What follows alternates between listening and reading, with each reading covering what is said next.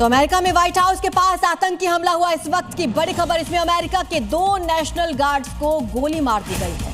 Point blank पर यानी कि सिर पर उनको गोली मारी गई है। अमेरिकी राष्ट्रपति ट्रंप ने इस घटना को आतंकी हमला बताया और यह हमला अमेरिकी समय के मुताबिक वाशिंगटन में लगभग 2:15 पर हुआ है, जब शूटर ने फायरिंग की, जिसमें दोनों नेशनल गार्ड्स गंभीर रूप से घायल हो गए हैं। अब अस्पताल में भर्ती हैं। दोनों सदस्य घायल हैं। आपको बता दें कि आरोपी की गिरफ्तारी हो चुकी है। हालांकि जो 2 घायल हुए हैं उनकी कंडीशन क्रिटिकल बताई जा रही है। यह हमला वाशिंगटन के फारागुट स्क्वायर के पास किया गया, जो जगह व्हाइट हाउस से सिर्फ 600 मीटर दूर है, यानी कि बिल्कुल व्हाइट हाउस के नजदीक इस हमलावर ने वहां पर जाकर के फायरिंग की, जिसमें नेशनल गार्ड को गोली लगी। हालांकि उस शख्स को पकड़ लिया गया।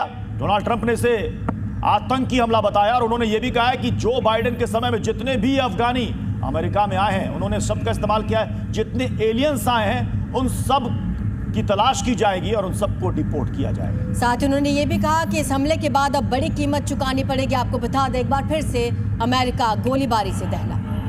तो चलिए ग्राफिक्स के माध्यम से आपको समझाते हैं कि आखिर व्हाइट हाउस के बाहर यह हमला हुआ कैसे। व्हाइट हाउस के पास दरअसल नेशनल गार्ड्स मौजूद थे। 2 सदस्य यहां पर थे। आरोपी का नाम है रहमानुल्लाह और ये अल्लाहू अकबर ये नारे लगा रहा था और ये नारे लगाते हुए, चिल्लाते हुए इसने फायरिंग शुरू कर दी। दरअसल इसने सिर और छाती पर फायरिंग की है। तीसरे नेशनल गार्ड ने जवाबी फायरिंग शुरू कर दी और शूटर के पैर में सीधा गोली लगी। शूटर को तुरंत गिरफ्तार कर लिया गया। तो जिस संदिग्ध ने यहां पर फायरिंग की है उसका नाम भी आपको पता चल गया, रहमानुल्लाह है और ये अब गिरफ्त में। वॉशिंगटन में शूटर की पहचान की गई। हमला करने वाला अफगानी नागरिक बताया जा रहा है, जिसका नाम भी सामने आया है।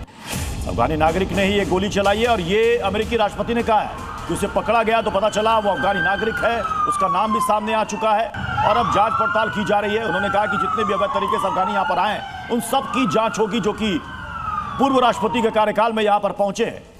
तो ना सिर्फ ट्रंप ने जांच पड़ताल की बात कही है, उन्होंने ये भी कहा कि इसकी बड़ी कीमत चुकानी पड़ेगी। हमला करने वाला अफगानी नागरिक, जिसकी तस्वीर आपकी स्क्रीन पर है।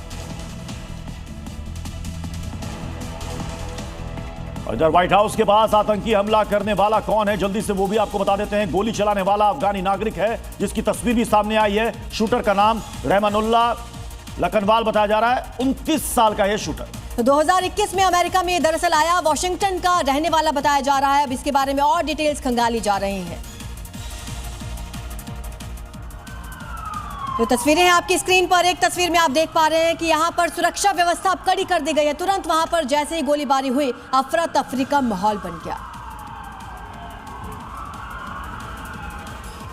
और रहमानुल्लाह अफगानी नागरिक था और इसे लेकर अब ट्रंप ने बाइडेन प्रशासन पर बड़ा हमला बोल दिया है, क्योंकि यह शूटर बाइडेन के ही समय यहां पर आया था और इसी दौरान यह अभियान शुरू किया गया था।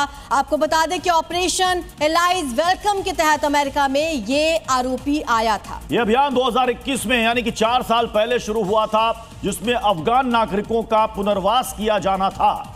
तो इसमें 80,000 अफगानी नागरिक अमेरिका पहुंचे थे।